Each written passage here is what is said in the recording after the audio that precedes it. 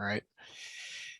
And you try to figure out what goes in the middle. Now, what goes in the middle it's a little bit of a guessing thing. You're trying to figure out what to put here, and I'll give you the right answer.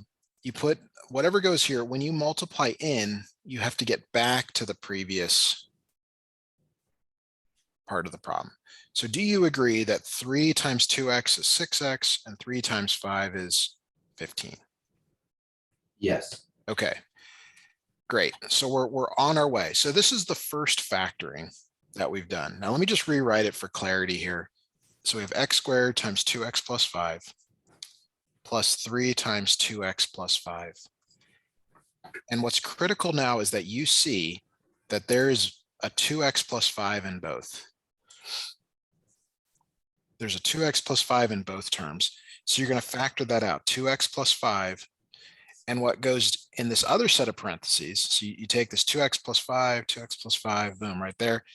You grab the other two items. So the other two things are the x squared and the plus 3, and that comes down inside the parentheses.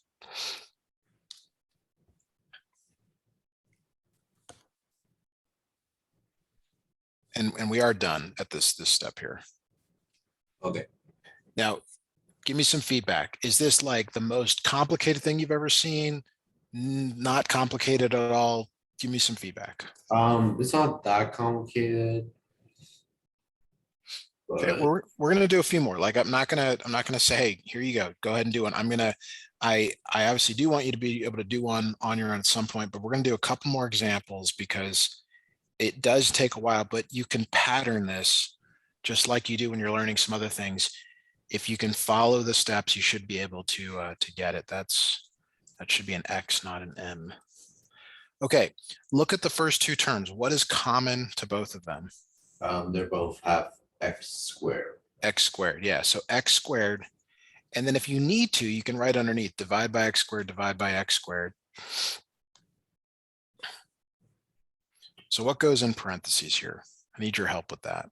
X1 and 2x. So do you see how they're exactly the same on the top and bottom? Yep. Okay, so they cancel, but that does not mean 0 because there's really a 1 in both positions. So do you see how there's a 1 over 1 left over? Yep. Okay. Now you immediately take what you've put in parentheses and you put it over here in parentheses. And you figure out what goes out in front. This is probably the hardest part because you're a little bit of a guessing game, but whatever goes out in front when you multiply by x needs to give you 2x. Whatever you multiply by -1 needs to give you -2. Can you tell me that number? 1. So 1 times x is 1x, not 2x. Oh. Try again.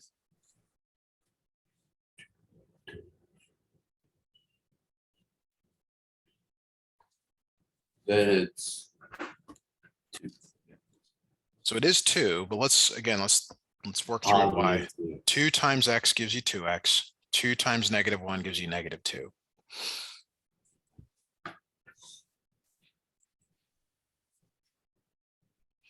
So this is going to be the hardest part for you. There's not really a shortcut to doing this.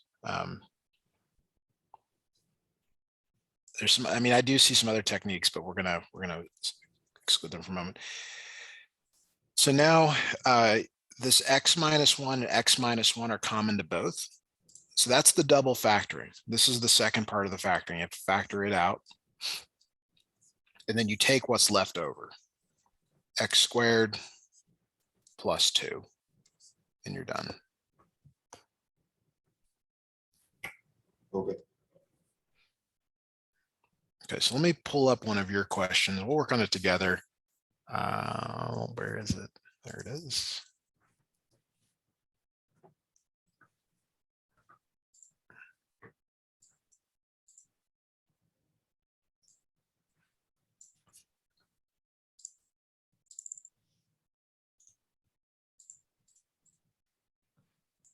All right, so it says here, what are the factors of 2xy plus y plus 8x plus 4?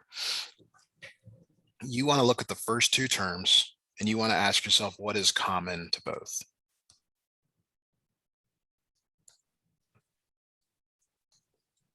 Can you tell me what is common to both?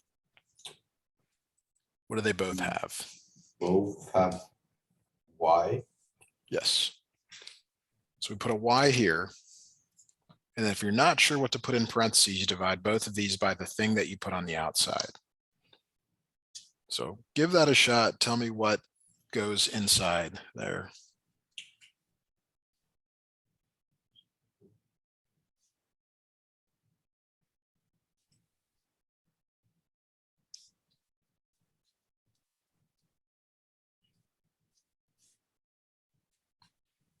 Two x plus one. Perfect. Yes, very good. And then you immediately write that over here on the right. So maybe it's easier if you focus on the number, the 4. What do you multiply 1 by to get 4? 1. No. Oh. Try again. 4. By 4, yeah. Oh, It could be negative. We haven't done any yet that have been negative. It could be negative. We'll get to that if we see it. But your check is like 4 times 2x, is that 8x? Is 4 times 1, 4? Yeah, you got it. Okay. All right. So I actually, unfortunately, just need like 30 seconds here to a minute. We'll just extend the lesson time a little bit. Got someone at my front door. I really have to deal with this. I'll be right back.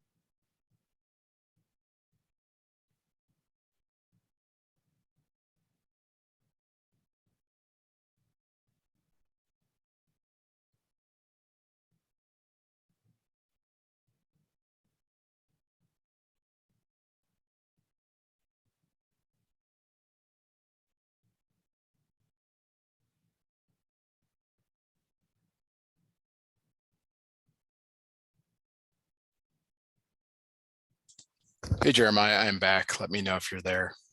I'm still here. Okay, so we're at the step now where you have to factor out the thing that's in parentheses. And that's why I call it double factoring. It's always the case that you do this. There's no exceptions. And then in the other set of parentheses, you put the y plus 4. Now, I haven't mentioned this yet. The order does not matter. So if you prefer to do y plus 4 and then 2x plus 1, that's also okay. Completely doesn't matter. Sometimes order does matter, but not at all in this case. Any questions on that? Nope. Okay. So let's look at another problem here. Now, is your new attempt, does it give you the same questions? Yes, but they put the answers in a different order. Okay. So this one is definitely going to be one you're going to want to pay attention to. So the again, you look at the first two terms, okay? And in this case, there's both a number and a letter that works in both. Okay. So let's start with the number. Between 8 and 10, what's the biggest number that goes into both of those?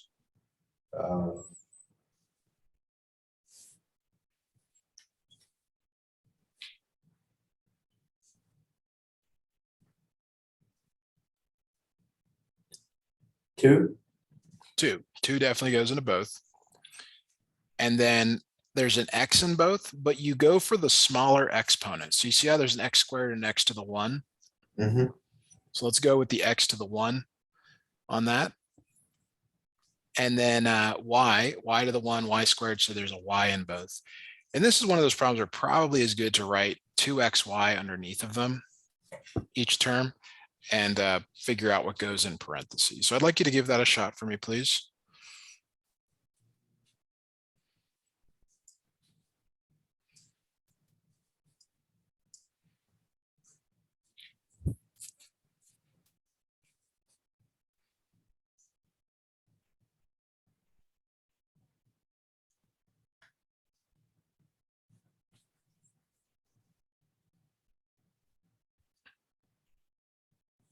2x minus 5y. You got it. Perfect. So you immediately put that over here on the right as well.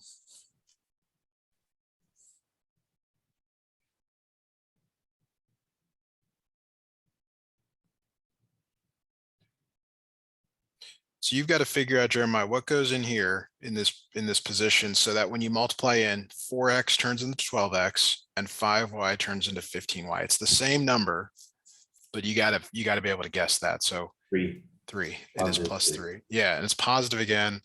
That's weird. It shouldn't be that way. So again, it's totally up to you how you proceed from here, but you're literally just sort of moving things around. You're taking the whatever is in parentheses from the previous step, moving it in front or to the right, whichever you prefer, and then you bring that other stuff down. So the 2xy plus 3.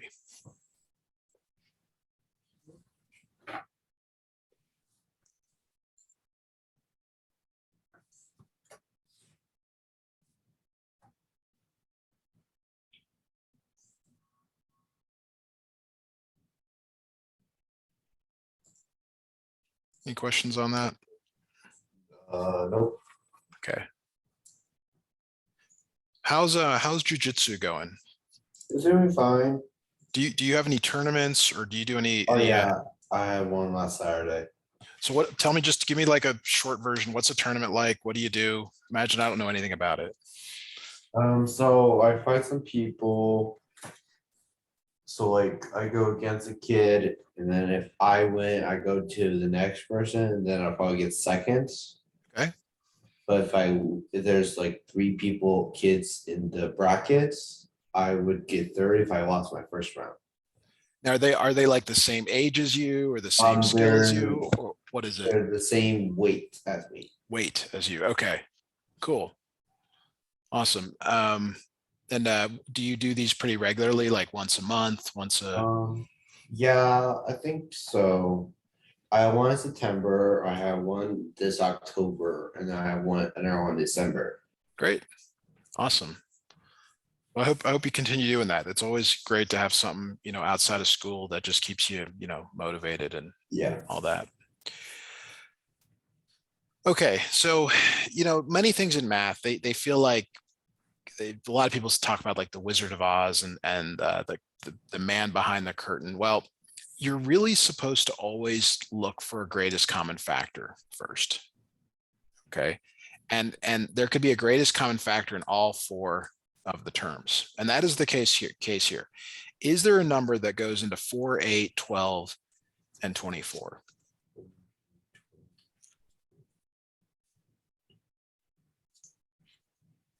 Two. It's bigger than 2. Oh, it's bigger than 2? Yes, bigger than 2. That's 4.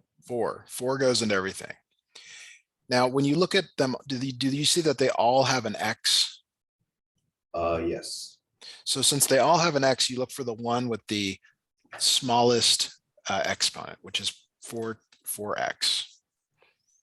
So what you're going to do is you're going to divide each of these by 4x and give me the result, please, in parentheses.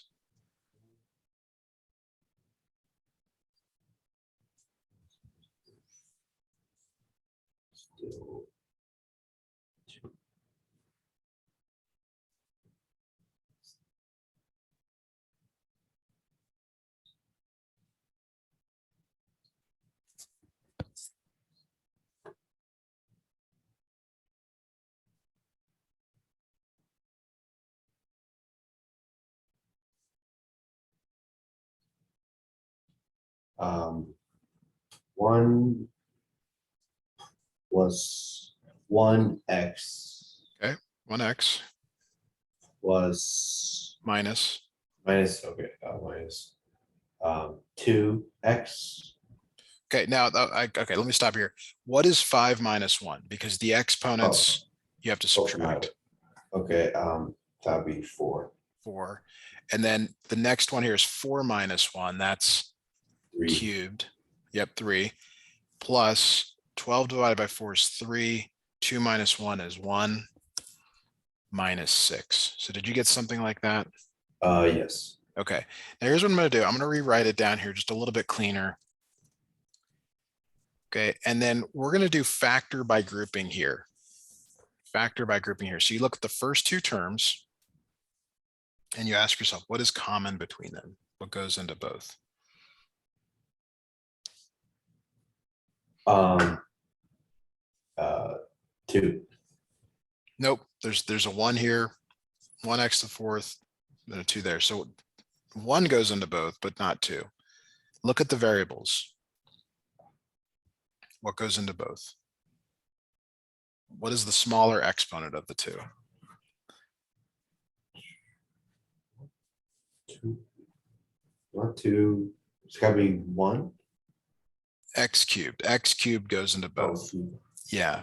And so we're just like forget out the 4x line. We're just looking at this line right here. And I'm asking you now to divide both of those first two terms, divide them both by this x cubed. Okay.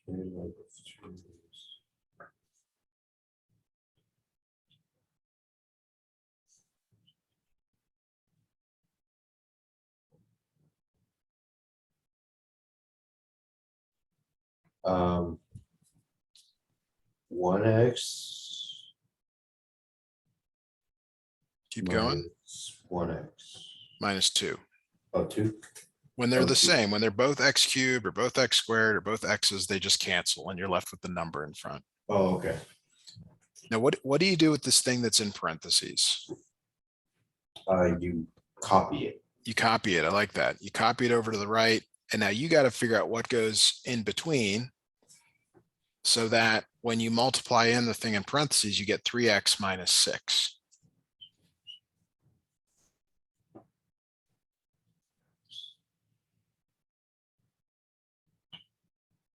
Um,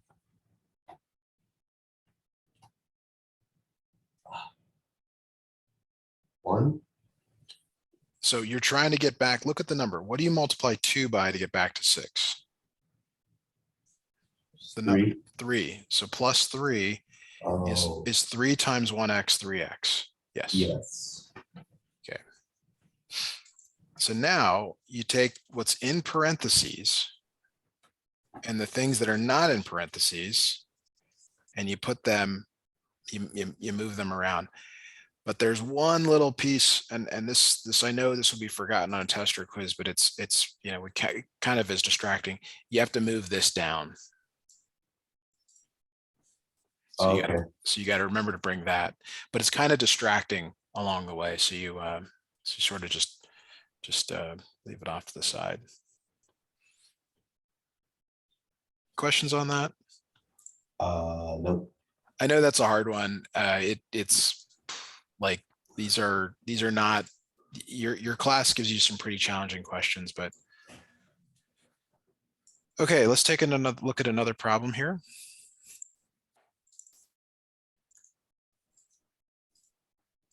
So we're going to do the same thing. We're using n instead of x. That's no big deal. But I want you to look at the first two terms here and tell me what is common between them.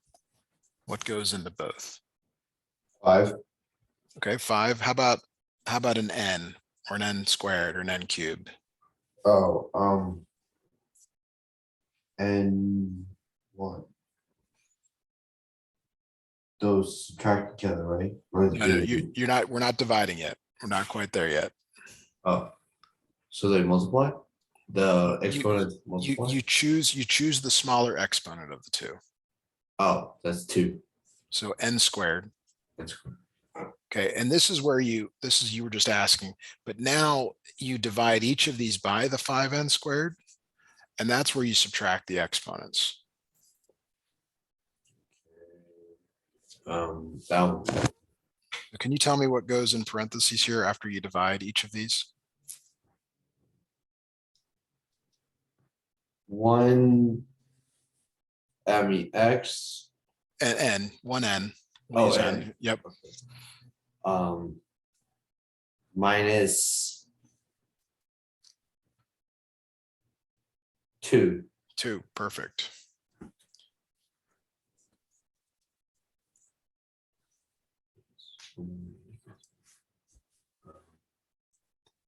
Okay, so I think every number, the last like all the problems have been the same number outside here. Can you give it to me this 3. time? It is 3 again. Unbelievable. All right, so this becomes n minus 2, 5n squared plus 3.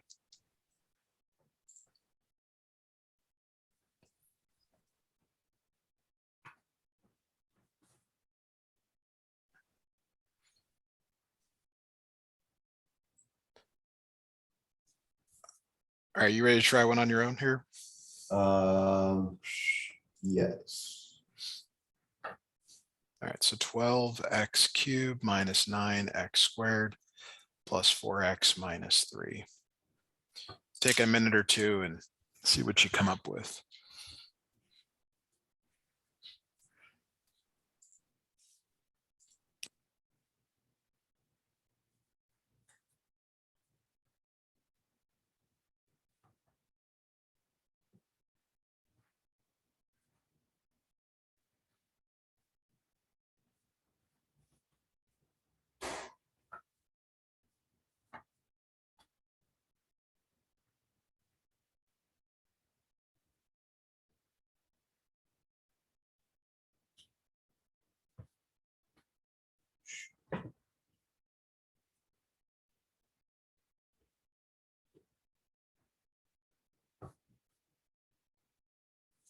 Um, Do you have questions? Do you have an answer? What do you I got?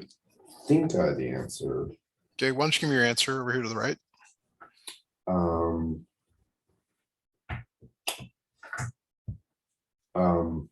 Parentheses 4x minus 3 times x 3x squared plus 1. Like this? Yeah, like that. Okay, looks close, could be right. Let me just work through this. So there is a 3x squared that goes into both the first two. So that's really good. And it actually becomes 4x minus 3 inside there, plus 4x minus 3 there. And then this one, it wasn't meant to be difficult, but it ends up being just plus 1. And like you said, that you combine those. So you get the 4x minus 3 times 3x squared plus 1. So completely perfect.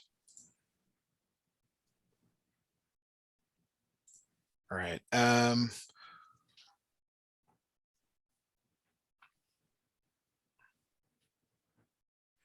looking now, you have this decomposition method thing that you submitted. It doesn't look like you got much.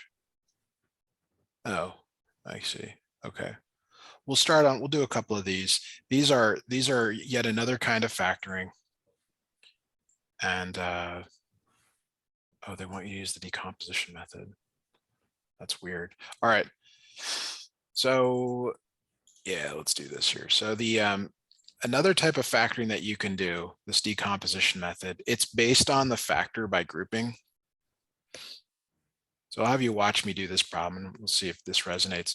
So the first thing you do is you actually take this number out in front, which isn't written, it's 1, and this 6, and you multiply them together. You might think, well, that's pretty silly. It's 6. Yeah, it is.